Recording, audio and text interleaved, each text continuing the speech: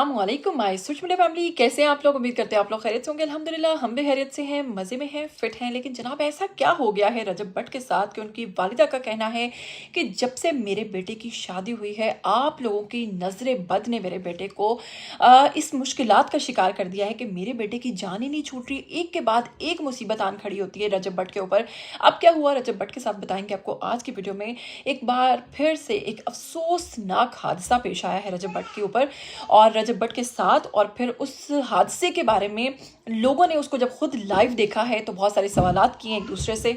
इन्हीं मुश्किलात का जिक्र करते हुए उनकी वालिदा ने मजीद क्या कुछ बताया है, कौन सी ऐसी मुश्किल है जिसका शिकार हो गए हैं अब की बार रजब भट्ट, बताएंगे आपको आज ही की वीडियो में।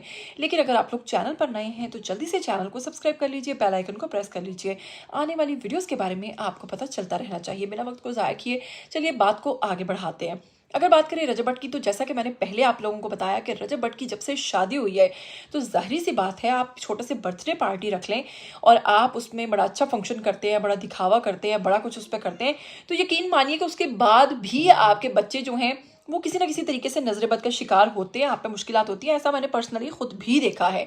तो ये तो फिर एक बहुत बड़ी शादी थी जो कि इस वक्त पूरे पाकिस्तान में देखी गई, ना सिर्फ पाकिस्तान में बल्कि इसकी मकबूलियत इंडिया में भी थी। और फिर उसके बाद जो इन्होंने नंबर 2 पर काम किया था, जो बहुत ज़्यादा दिखावा किया गया था, जिसमें पैसा बहुत ज़्यादा बहाया गया था, पैसे के मामले में फिर इनकी गज़ल नाइट, इनकी कवाली नाइट, फिर इनकी मेहंदियाँ, माइयों, क्या कुछ फंक्शंस थे।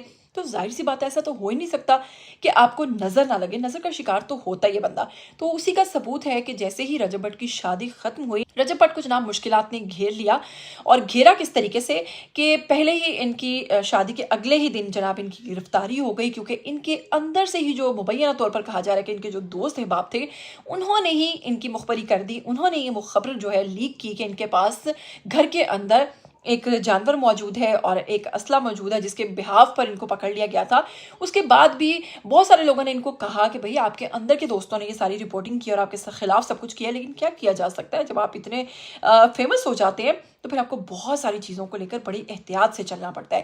खैर उसके बाद आपको बताएंगे कि रजब भट्ट के ऊपर एक और मुसीबत आन टूटी कि आप जानते हैं कि नमाज का नाउजुबिल्ला तो बस तफार मजाक कहा जा रहा था, जबकि ऐसा कुछ भी नहीं था। वो एक नॉर्मल वीडियो थी, एक प्रैंक वीडियो थी। लेकिन क्योंकि उसमें जो अमल दिखाया गया वो दुरुस्त नहीं था, लिहाजा बस वो पकड़ में आ गई। और उस पर एक वकील हैं, उनके बारे में तो मैं 100% यही कहूँगी कि उन्होंने व्यूज़ लेने के लिए रजब भट्ट के टॉपिक को पकड़ लिया कि मैं इस पर केस करवा दूंगा, मैं ये करवा दूंगा। रजब भट्ट को काफ़ी मुश्किल का सामना हुआ। और उसके बाद जनाब रजब भट्ट जो है यहाँ तक कि अपनी अहलिया जो है उसको शादी के इतने कम दिनों बाद ही उनके मेके छोड़ आए थे कि जब तक मेरा ये मामला सॉल्व नहीं होता मैं तुम्हें वापस नहीं लेकर आऊँगा। तो फिर जैसे ही ये केस ख़त्म हुआ, क्योंकि उसमें उन्होंने कुछ जो दीन के कुछ हमारे थे उलमा वगैरह, उनका मौक़िफ़ लिया, उनसे बातचीत की। और फिर उसके बाद जनाब उन्होंने जब कहा कि ऐसा कुछ नहीं और ये कोई प्रैंक नहीं, और रजब भट्ट ने स्पेशली माफ़ी भी मांग ली, तो माफ़ी के बाद तो कोई मामला ही नहीं रहता। तो उनका और वो जो एडवोकेट थे, बिलाल नाम था उनका मामला जैसे ही हल हुआ, रजब भट्ट को लगा कि अब ये मुसीबत टल गई है, तो वो गए और वो जाकर अपनी बीवी यानी कि अपनी अहलिया ईमान को लेकर वापस आ गए। अब जैसे ही ईमान को लेकर आए हैं तो बड़ा अच्छा उसका वेलकम किया, खुशी हुई घर पे। दोबारा से बहुत अच्छे वेलकम के साथ रजब भट्ट ने सेलिब्रेट की जनाब अपनी बर्थडे। और यहाँ पर आपको बताने वाली हूँ कि उनको फिर से एक मुश्किल का सामना हुआ। सामना क्या हुआ कि वो अपनी अहलिया, अपनी फैमिली, अपने दोस्त अहबाब के साथ जनाब वो केक कट कर रहे होते हैं और उनके बिल्कुल ऊपर सर पर बहुत सारे बैलून्स लगे होते हैं, जो कि अमूमन गैस वाले बैलून्स होते हैं, हवा वाले, और वो उस तरह से उनको कहा जाता है। तो जनाब वो बैलून्स जो थे, जब इनके दोस्त ने लाइटर जलाया है, और उस वक्त रजब भट्ट जो है वो अपनी टिकटॉक फैमिली के साथ भी लाइव जा रहे थे, यूट्यूब फैमिली के साथ भी लाइव जा रहे थे, और साथ में जनाब उनकी अपनी रिकॉर्डिंग, तो आपको पता है व्लॉगर्स की कभी कैमरास बंद होते ही नहीं है। और ऐसा ही हुआ कि जब उन्होंने लाइटर जलाया है तो धमाका हुआ, एक बहुत बड़ा ब्लास्ट हुआ, क्योंकि वो बैलून जो है वो फट गया। और फिर उसके धमाके के बायस जनाब अब कहा जाता है कि जिन्होंने अपने कुछ दोस्त वगैरह दिखाए हैं जो कि मुबैना तौर पर ज़ख्मी नज़र आए, लेकिन ऐसा कुछ भी नहीं मुझे लगा, क्योंकि वो जो उनके ज़ख्म थे वो 100% जो है आर्टिफिशियल लग रहे हैं। बहुत सारे लोगों ने यहाँ पर कमेंट्स किए कि आप लोगों ने मेकअप अच्छा किया है, ड्रामा अच्छा किया है, और बहुत सारे लोगों ने कहा कि ये पहले से प्लांटेड था, आप लोग इस तरह के। अच्छा वैसे एक बात है, अब आजकल इन व्लॉगर्स को देख-देख कर वो आप लोगों ने कहावत तो सुनी होगी, शेर आया, शेर आया, शेर आया, और जब शेर आता है तो आपको लगता ही नहीं कि शेर आया है।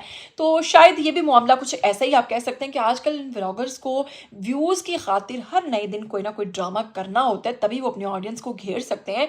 तो पब्लिक की तरफ से कहा जा रहा है कि रजब भट्ट ने ये ड्रामा किया और अपना ड्रामा करके अपने फैन्स को नाराज़ किया है। और रजब भट्ट जो हैं वो कह रहे हैं कि जी ये ड्रामा नहीं है, हमारे साथ नेचुरली एक ट्रेजेडी हो गई है। तो वही बात है ना कि पर शेर आया तो फिर जब शेर आता है तो लोगों को यकीन नहीं आता कि ये शेर आया कि नहीं आया। बहरहाल अगर आप लोग जैसे कि साथ साथ स्क्रीन पर देख रहे हैं इनके दोस्तों के जख्म और ये सब चीज़ें देखें, कहीं से भी वो नेचुरल नहीं लग रहे हैं, बहुत ही आर्टिफिशियल से लग रहे हैं।